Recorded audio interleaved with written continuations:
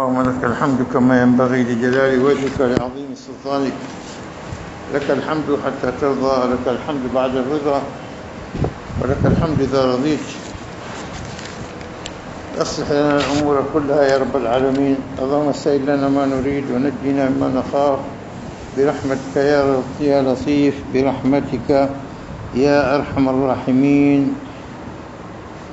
رب اشرح لي صدري ويسر لي أمري واحلل عقدة من لساني يفقهوا قولي. أما بعد، تعمل punguza kidogo, punguza feni kidogo.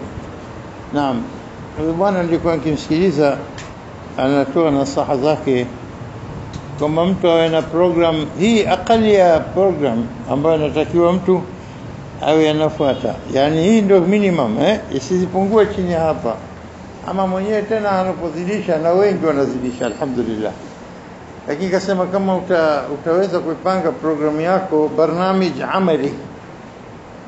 amali, program ya kazi ya ibada zako baina yako na Mola wako, basi mambo mengi sana yatakutengenekea. Mapresha, mawazo mengi sana yatapungua, mazonge, utaona mambo yako yanakwenda uzuri kabisa. Jambo la mwanzo, jitahidi kama iwezekanavyo uzipate sala zako 5 jamaa kwa wakati wake. As-salatu fi waqtiha na khairi kubwa sana, khairi kubwa sana. Na wengi sala zao ndio zitakaookoa, kaingia peponi kwa ajili ya sala, kwa ile yani ihtimam, kutia hima sana katika utekelezaji wa fardhi zako 5, na hasa salatu al-subh na salatu al-isha, na kadhalika al-asr. hafidhu ala salawat wa salatu al-wusta. Haijawa amri kutoka kwa Mwenyezi Mungu, zihifadhini sala zenu. Kwa nini unapoambiwa hafidhu ala salawat, maana yake nini? Manake zihifadhini sala zenu. Kuzihifadhi yani kuzitia katika pochi zikafichwa au katika kabati, kuzihifadhi sala zenu, kuzitekeleza sala zenu ila akmalil wajh, kwa mfumo uliokuwa kamilifu kabisa. Kuleta sala kwa wakati wake, kwa khushu yake, kwa taratibu, kwa hima, kwa usafi. Mnatawadha na hakika kama umetawadha vilivyo. Unaposali unaleta nguzo zako kama ipasavyo, sio Allahu akbar, sema Allahu alhamdulillah, Allahu akbar, Allahu akbar, la abadan. Kwa taratibu, kila harfu inatamkwa isikike. Subhana rabbiyal azim, subhana rabbiyal azim, subhana rabbiyal a'la. Wengine wanasema subhanallah, alafu imamu kainuka yakisha soma 10-15, ina faida gani? Kachara kalma kwambia, kama hujaitamka kila harufu. Kwa nini? Kwa natfi yake, sin dhamma, basic nab, sub haifa damtu sub shadid. Subhana rabbiyal a'la, subhana rabbiyal a'la, subhana rabbiyal a'la, subhana rabbiyal a'la bihamdi, subhana rabbiyal a'la bihamdi. Zidisha spilio, subhana rabbiyal a'la bihamdi, subhana rabbiyal a'la bihamdi, subhana rabbiyal a'la bihamdi. Tena kizidi hapo tena inakuwa too much. Pengine nini, kamera ya malaika haiwezi kupata, baadhi haiwezi kuikechi maneno yako ikafutika, ikawa haijafika kwa Mwenyezi Mungu kama ni subhana rabbil ala. Bali kuna hatari zaidi, kwamba wewe unasema umetakasika ewe Mola wangu ulio juu. Subhana makini, umetakasika na kila sifa. Rabbia, Mola wangu, wewe mlezi wangu. Al-a'la, ulio juu. Hebu niambie, utaileta vilivyo wewe umetakasika Mola wangu ulio juu, Mola wangu mlezi ulio juu? Basi bila subhanallah, utaleta kweli? Si maskhara tu, au sio?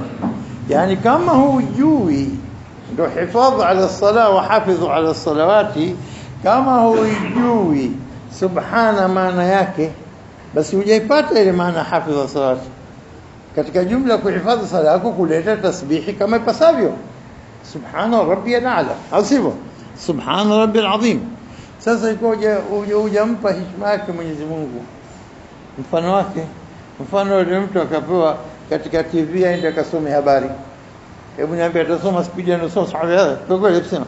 si ataweka heshima yake anapomtaja rais, anapomtaja waziri, kwa kila harufu atatajwa mpaka mtu asikie uzuri. Haya mambo ya dunia, heshima unaiweka katika mambo ya dunia. Tebu kwa muda wako aliomba kila kitu, mwekee heshima. Utatamka ovyo ovyo, haiwezekani, sivyo? Lazima aati kila harfi.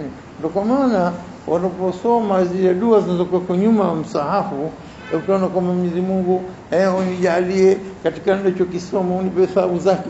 Ikiwa nimesoma kitu sijaleta matamshi yake kama ipasavyo, unisamehe. Ikiwa nimepandisha zaidi au nimepunguza, au harufu yote sijatamka kama ilivyo, au sijaonesha khushu katika aya za khushu, au sijaonesha hofu katika aya za kutisha, nisamehe. Asio sio nyuma kule.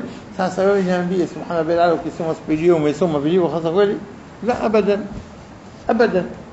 Kwa hivyo hifadhi ala sala, kuleta nguzo zake zote na sunna zake zote, sio, na wajibati zote na adabu zake, sio, na kutekeleza katika wakati wake na khushu'.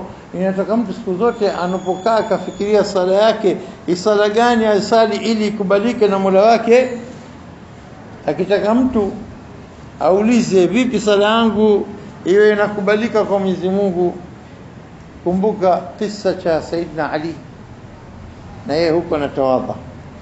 Alipokuwa anatawadha akaambia, mbona Saidina Ali, mbona unatawadha na unatetemeka? Mbona tawadha na nini na unatetemeka? Kitu gani kinachokutetemesha? Kutetemesha maji tu utakaa ukatawadha? Akamtazama akaambia, unajua nakwenda kusimama kwa nani sasa hivi? Unajua nakwenda kusimama kwa nani sasa hivi? Atadri baina yaday man saaqifu al'an, bima maana yani unajua nakwenda kusimama kwa nani? Nakwenda kusimama nini? Mola wangu subhanahu wa ta'ala, kutekeleza amri yake kubwa aliyoniambia, hafidhu ala salawati was salati al-wusta. Na hapa manake hii dalili inaonyesha kwamba unaposali tokea kutawadha, wacha kutawadha, tokea Allahu akbar, wacha Allahu akbar, tokea hata kabla hajaadhini na wewe za masaa yako. Sasa hivi saa 10 kasorobo, nijiharakize 10 kasoro dakika 5 ni msikitini, 10 kamili ni msikitini, sio? Ndio maana nimeshatawadha na ngojea Allahu akbar ya imam, si ndio maana yake? Hebu niambie, yule mtu anayekuja siku zote anakuja anakuta tahiyatu ya mwisho, anasali jamaa, lakini siku zote tahiyatu ya mwisho, yeye sala zake lazima akose nini? Raka 3 raka 4. Alafu kisha na wako na ushazoea, ndo خلاص ndakishaka moyo wako, moyo wake mimi shaye jamaa, ndio mimi jamaa. Hivyo katekeleza wajibu wa sala kwenda kutakikana. Hakuna hata siku moja ukamkuta mstari wa kwanza wa pili, siku zote mstari wa 7 na 8 kule nyuma. Kwa nini wewe hivyo? Na kwa nini hao wanakuja mstari wa mwanzo na pili siku zote? Hao utakuta mstari wa mwanzo na pili na tatu. Labda mimi nategea na pembeni kwa sababu ya miguu yangu, nitabanika hapa kwa nakimbilia kule. Lakini hasa ukitizama sala, unapokuja ukasali mbele au unaona jamani, unapokuja manake iko himma ya ile jambo, au sio? Na Mwenyezi Mungu anajua nyoyo zenu, na kwa hivyo muhafadha ala salawati ndio hiyo hali, kuja kwa wakati, ukakaa. Mtu aliyekuja katika sala akaja anaambiwa sasa hivi atatoa salamu, karusha viatu kule, imamu chelewesha, soma kidogo dua za salatu ala nabi, sala ibrahimia, sio kama sala ayo nataka asome taratibu hivi, Allahu inna Allah ma'as sabirin, Allah ana hema nani sasa. Hebu ndo sala, hebu niambie kwa sala, kwa nini uje hivyo? Sala itaki hivi na kukera watu wote, au sala yako siku zote unakuja na mazungumzo hujamaliza bado uko ngazini, uko mlangoni, na sikiza tutazungumza baadaye baada ya sala, ndio tuje kwa sala. Robo saa nzima toka nadhini nimekaa nazungumza mambo ya dunia tu, mambo ya biashara, milioni zako, shilingi milioni 3 zako hajakupa, ukafanya biashara gani, au sio? Tunapanga mipango wapi, mapili tukatembea wapi, shamba gani, yote yana maana. Yale ukitizama mengi, hebu niambie maana gani mbele ya thawabu tupu unazopata ndani? Kuna maana kweli? Habari yote ya duniani ukaja ukaitia, wakati ukaingia msikitini na unasema Allahu akbar, unaingia katika sala raka kwanza au ya pili au tatu, hebu niambie utasali sahihi wewe kama sala, au utakao unakumbuka nusu ya wakati yale uliyopanga na yule jamaa? Basi tamaliza baada ya sala yale, utamaliza baada ya sala yote unayapanga katika sala, ili nimwambie nini baada ya sala? Au uongo jamani? Hiyo sala umehifadhi kweli? Hafidhu ala salawati was salatu al-wusta, hifadhini sala zote na sala ya kati. Wakasema sala ya kati ni ipi? inakuja baina usiku na mchana salat al-asr. Wakasema maghrib kwa sababu zote nyingine za sala mchana, nyingine za sala isha. Wakasema isha kwa sababu isha ndio nini? Ndio sala ya mwisho. Kipande cha isha mpaka kwa dhuhuri na kipande cha isha mpaka alfajiri, muda mrefu huku na huku, kila mmoja akatoa sababu. Isha wakasema maghrib, wakina alfajiri baina usiku na mchana. Yani subhanallah, kila sababu imetolewa, mwisho hajajua ipi hasa wa salat al-wusta. حافظوا على الصلاة، حفظين صلاتين والصلاة الوسطى نخصها لصلاة كاتي نكاتي. صلاة كاتي نكاتي zikatoka rai zote, huyo labda huenda kwa al-asir, labda ende kwa magharibi, labda kwa isha, labda kwa maghrib za subhi au sio. Mwisho akasema na kusudio basi sala zote zihifadhiwe, zina umuhimu wake kama sala kwa isha au maghrib. Sasa yote inaweza kuwa salat al-wusta. Wa qumu lillahi qanitin, msimame kwa ajili ya Allah na kume mmekuwa mnaomba dua na khushu' na unyenyekevu. Subhanaka.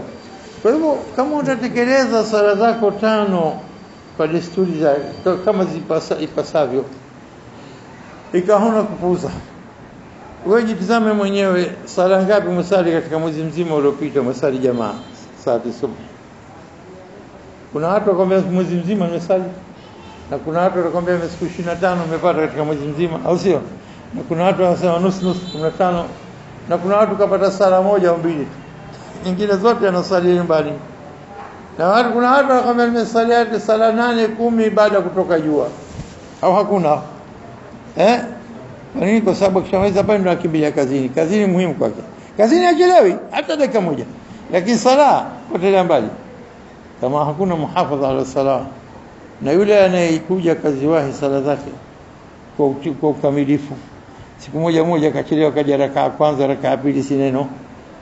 Lakini usio yule mtu ambaye siku zote anakuja rakaa 4, akitoa imamu salamu alaykum wa rahmatullah, siku zote anasema hivi, huyu anainuka kukamilisha, sio yule anayekuja siku zote. Mimi nimepeleza na namjua mtu mmoja, sasa siku kisali naye anakuja siku zote anawahi, sio?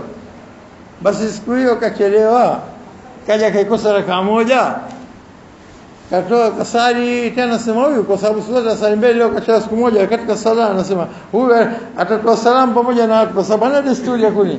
Wallahi bwana, huwezi kuamini, salamu alaykum, tazama akatoa salamu alaykum, akainuka. Kwa nini unafikiri kakosea yule? La, wallahi hajakosea abadan, kwa sababu ndio khalas kishajenga umuhimu kwamba niziwahi rakaa zote, na anahisi kama kwamba kawai inakula udhuru muhimu uliomchelewesha, akaja akapata rakaa 3 moja kukosa. Na yule aliyekaanua spio katoka bahati nzuri kafuatana na mtu au mbaya sijui ile, akaja akawai toka rakaa mwanzo, ngoja tu salamu ndio utamwona huyo anainuka kukamilisha. Ala, leo nimesiwahi zote, kumbe anashuka chini anakaa. Kweli jamani, haya uongo jamani, sema ni kweli yenu jamani. Sala ya mtu, utizame mtu huyu kwa mujibu wa umuhimu wa sala katika moyo wake. Kwa mujibu wa nini? Umuhimu wa sala katika moyo wake, ndio mtu huyu imani yake inakuwa kubwa au ndogo. Anayekuja siku zote kule, ikiwa imani yake 22%, hawezi kwa sasa na 98% mwenye kuja mbele 98 99 abadan. Na khalas kisha program katika kompyuta yake kichwani, mimi muhimu ni wa salatu jamaa. Bali wengine la hataki toa salamu, si wako jamaa nje kule wanasali tawai, wale wanaoinuka na kwa imamu wake. Maamuma wale wanageuka kwa nini? Kwa imamu. Halafu yeye akiwa iko maamuma akishatoa salamu naye pia anainuka, bali raka moja akosa anakuwa yeye imamu. Hivyo inaendelea jamaa baada ya jamaa, jamaa baada ya jamaa. Na Mungu Mwenyezi Mungu sote mimi asinijalie nikasali sala hii abadan. Alhamdulillah, namshukuru Mwenyezi Mungu kwamba najitahidi sala zangu zote naziwahi kwa wakati. Ili nini?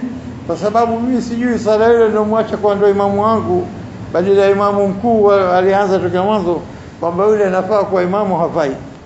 La abadan, sijui, mimi sisemi kitu, sina fikhi ya kusema kwamba inafaa haifai. La, siko huko mimi niko katika nini, kwa nini nije hata nichelewe nifuate jamaa ya pili au ya tatu ya nne na mdolongo jamaa, ambao katika baadhi ya madhehebu wanakataa mambo haya, na kuna baadhi ya madhehebu wanakubali basi kitu kimoja tu. Anakubali kitu kimoja kwamba yule mtu aliyekuja akapata tahiyatu tu, raka zote 4 kasikosa, anapata fadhila za jamaa. lakini zile nguzo za jamaa hapati sababu zake.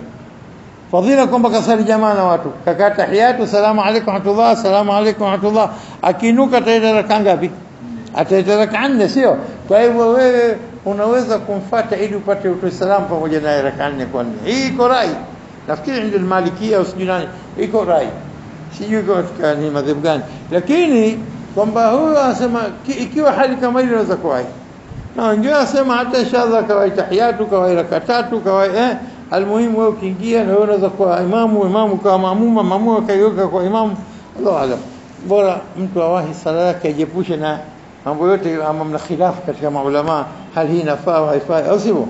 Alafu mtu anapokuja jamani, anapokuja mapema akatekeleza kutoa raka 2 ya tahiyatul masjid, inakuwa man yadkhul المسجد فليركع ركعتين قبل ان يجلس, sio hadithi ya mtume bima maana kwamba nini, mtu akiingia msikitini asali raka 2 kabla hajakaa, halafu ukipata utulivu dakika moja, nusu dakika, subhanallah ngapi, astaghfirullah ngapi, au sio? Ile peke yake inakutengeneza wewe na kukuweka tayari, kukuprepare uweze kuingia katika jukumu ulopewa na Mwenyezi Mungu. Inuka usali, wa aqimu salata wa atu zakat, aqimu salat, simamisheni sala. Kwa hivyo sala inapotaka kusaliwa, mtu ajue kwamba anaingia kwenye sala, anahifadhi sala ili nini iwe siku tupoulizwa, na kama ilivyokuja katika hadithi ya Mtume sallallahu alayhi wasallam, kitu cha mwanzo mtu atachoulizwa ni sala yake. Idha salahat saira amali, ikitengenea sala yake amali zake zote zitatengenea, na zikifisidika sala yake ikifisidika fasidat amali zake. Asili maana yake hadithi kwamba sala ni kitu mstari wa mbele. Hebu niambie, sala yako hiyo itapasi ikakubalika na Mwenyezi Mungu akawaradhi nayo ikiwa sala ile ndani yake mna uchafu, ndani yake mna kusema uongo, mna kula dhulma, na kula riba, kuna? Hebu niambie itakuwa. Na Mwenyezi Mungu anasema inna salata tanha anil fahshai wal munkar, ikiwa sala haikatazi uchafu na mambo maovu haya yote, basi hajawa sala. Ili sala ikubalike lazima ikataze haya.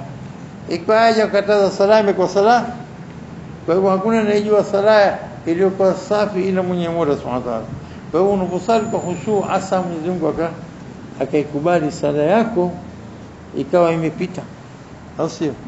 Na khushu na hofu kama hamna katika ibada yako, inakuwa ibada ni basi kutenda vitendo, lakini haina ruhu ya ibada kuipati hasa katika sala. Ndio wale maulama wakubwa wanaposali wanasali kwa hofu na kutetemeka, na akimaliza sala hana hakika akubila salati amla, sijui imekubaliwa hajakubaliwa na Mwenyezi Mungu Subhanahu wa Ta'ala. Alafu akasema huyu bwana kwamba ukishapata sala zako 5, jitahidi kama iwezekanavyo upate salati dhuha. Na salati dhuha yako ukipata raka 2 fahuwa almurad, ikipatikana raka 4 khair ala khair. Maana Mtume sallallahu alaihi wasallam ametuhimiza raka 2 basi, lakini yeye mwenyewe akisali ngapi? Raka 8. Akisali raka ngapi? 8. Lakini wewe kuleta 2. Na siku zote tunasema kwamba salati dhuha, salati al-awabin, sala watu wenye kupenda kurudi kwa Mola wao, salati dhuha ni sala ya shukrani. Tunakukera sauti yetu kali sisi, ifike nyuma ukuta. Jazakallah khair, karibu.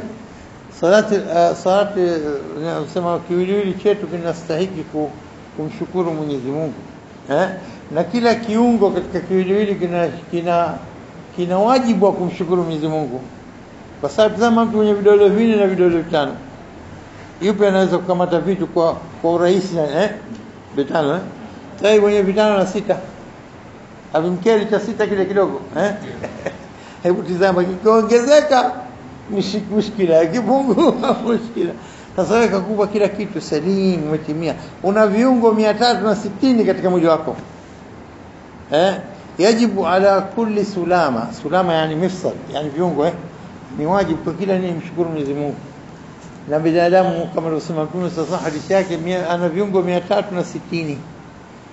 Sema kwa hivyo unataka useme shukrulillah, alhamdulillah ngapi? 360. ويكفي ذلك ركعتي الضحى. inatosha ile kwa sala raka 2 za nini? Dhuha. ukisali raka mbili ya dhuha badala ya yote mara 360 unakuwa umemshukuru Mwenyezi Mungu. Sababu kileta 4 ya salam nzuri. Lakini usije ukasema nataka lazima nitimize 8 mimi nitakuwa sasa na Mtume sallallahu ukaja alafu kaacha moja kwa moja. Mwenyezi Mungu hachoki, labda utachoka wewe. Na khairul amal madama wa in qalla, au kama qala Rasulullah sallallahu alaihi wasallam, kama nini Mwenyezi Mungu hachoki, labda utachoka wewe. Sawa? Inna Allah la yamil hatta tamil. Khairul amal madama wa in qalla, bora amal zenye kudumu za kuendelea hata kwa kidogo, kwa sababu al-qalil yastawi kathir baadaye. Na taban salat dhuha ukipata, alafu bwana katika maelezo yake anatupa sisi vitu vidogo kabisa. Anasema kwanza hii salat dhuha kama utaisali kama 2 au 4, anasema min awwal sabahi unasoma wewe kutoka awali yom yakfika Allah sharra akhiru, min awwal yom ila akhir yom, shari yote ile Mwenyezi Mungu anakuepusha nayo. Hilo kwanza moja. Lakini kile kufika jambo mimi dhuha leo mbona limenifika hili, la hili jambo jingine, sio katika kukingwa kwa mingine ukingwa. Hili mkusudiwa pale kwa ajili ya kutestiwa subra yako. Hili umetestiwa kwa sababu ya nini? Kwa sababu ya amali njema nyingine unawekewa. Hii umepewa kwa sababu ya kasabu, kwa sababu mambo mengi Mwenyezi Mungu huwezi kujua wewe, sababu nyenye Mwenyezi Mungu anakuja. Lakini unajua na kukinga na mengi. Kuna mengine unayajua, unakwenda ukirudi unaona umefanya mema, wallahi kuliko mashetani 50 walitaka kukukalia wakupoteze. Na wangelekuzidi akili. Lakini Mwenyezi Mungu akakuepusha nao. Hujui hayo, sio? Kuna mengine huwezi kujua, yakifika shari mwache Mwenyezi Mungu mwenye kujua na kuepusha nayo. Sio? Yale kufika kul la yusiba na ila ma kataba Allah lana. Ikifika itakufika tu. Ma asabaka lam yakun liyukhti'ak wa ma akhta'aka lam yakun liyusibak.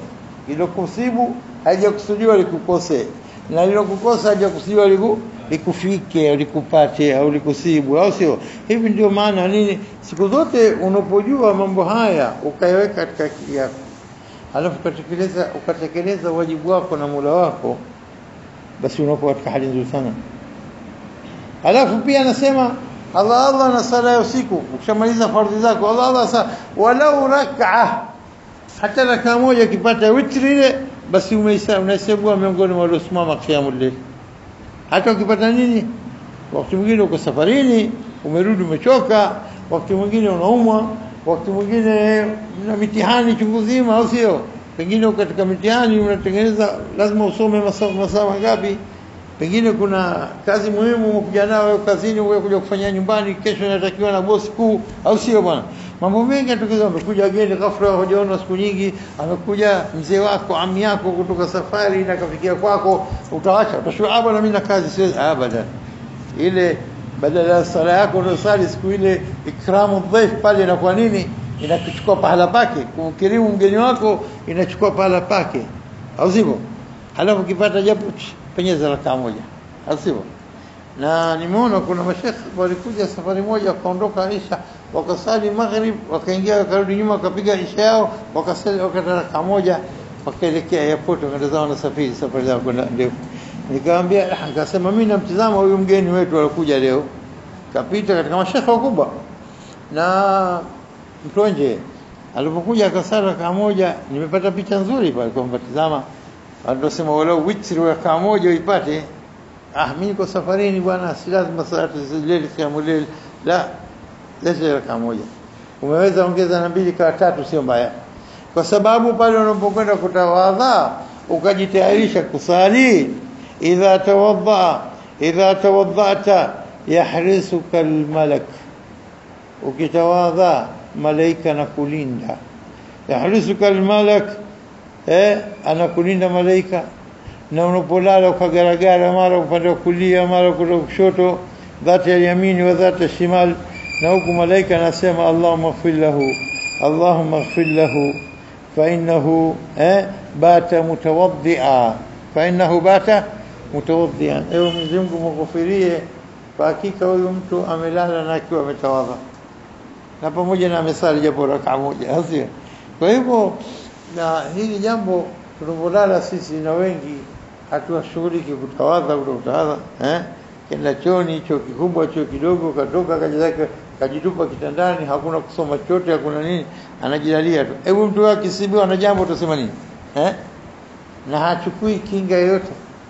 Na tumefundishwa sisi muawidhatain, qul a'udhu bi falaq, qul a'udhu bi nas, tusiwache kabisa kusoma usiku na mchana, lao mara moja moja. Hii muhimu sana. Alafu bwana katika kusema kwake akasema, baada ya kueleza habari japo witri raka moja, akasema na Allah katika mwezi wako siku 3 zisikupite katika kufunga. Ukipata siku 3 wewe kama umepata siku zote ngapi? 30. Au sio? Alhasanatu bi'ashri amthaliha. Au sio? Jambo jema unapata thawabu zake mara 10. Siku 3 ya tarehe 13, 14, 15 au Jumatatu na Alhamisi, ukishapata 3 katika mwezi ule kama kwamba umefunga mwezi mzima. Basi kwa hivyo kama utapata hivyo, hata kiwiliwili iwe na alaka baina nini, saumu na kula mchana na kula. Usiwache Ramadhani hata Ramadhani alafu kafunga, kwa maana unapata tabu, alafu mambo mengi yanakwenda kinyume katika kiwiliwili.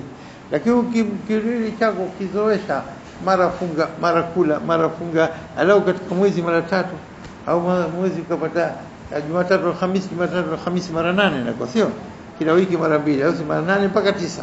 Kama unapata hizi, wallahi la huwezi kutofautisha baina siku unafunga na siku nini usofunga. Hata ushadha jalala, unajiona wewe unakata majimbo, tunakwenda saa 7 inapita, saa 8 inapita, saa 9, hata habari huna, wala tumbo lako lingurumi. Njaa, ngurumu wa njaa unahisi? La wallahi, kama umezoea la uhisi abadan. Na ndio kwa maana hii funga hii kwa soko Waislamu wanaona ngumu kwa kweli bwana.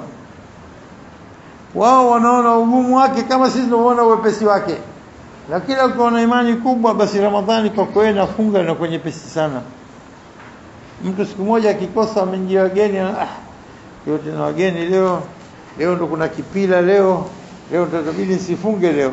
Kipila nakitaka na saumu anataka. Lakini hawezi kuacha, sababu wewe mgeni maarufu muhimu pale, lazima la kija mgeni kula naye. Umefunga akakuja mgeni ghafla, fungua saumu yako, sababu zake umepata, kula mkirimu mgeni wako. Mzimu karimu bwana, atazama alikuwa moyoni.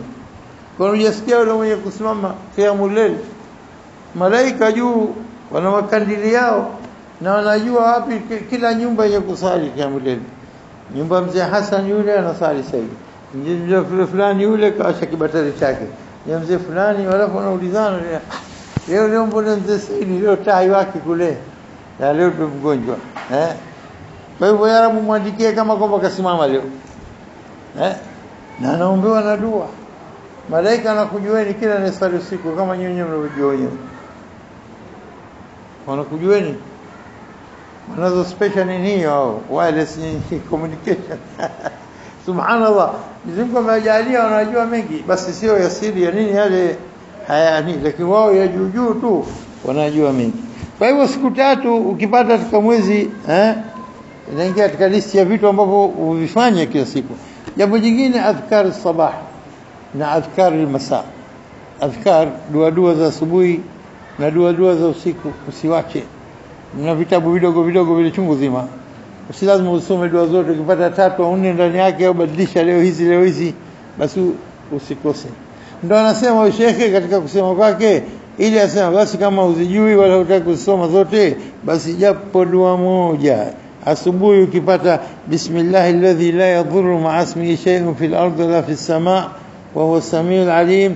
Bismillahilladhi la yadhurru ma'a ismihi shay'un fil ardi wala fis sama' huwa as-sami'ul 'alim. Kama utaipata moja, basi siku ile wewe utatajwa miongoni minadh-dhakirin Allah. Basi sio kathira wadhakirat, minadh-dhakirin, basi minadh-dhakirin Allah. Halafu akasema na usiku pia usije ukaacha adhkar an-nawm, na usiku astaghfirullah alladhi la ilaha illa huwa al-hayy al-qayyum wa atubu ilayh. Basi japo dua hiyo usiku ukipata inatosha. Simokosa adhkari ya usiku, adhkari an-nawm ya kulala, basi usikose japo moja, astaghfirullah alladhi la ilaha illa huwa al-hayy al-qayyum wa atubu ilayhi, sio? طيب, pia unaweza kusema astaghfirullah alladhi la ilaha illa huwa al-hayy al-qayyum wa atubu ilayhi. الحي القيوم أو الحي القيوم فتحة فتحة إيه صحيح؟ ها؟ ضد صحيح. وقلنا سما ضد صحيح، وقلنا سما لا إذا صحيح بس الحي القيوم.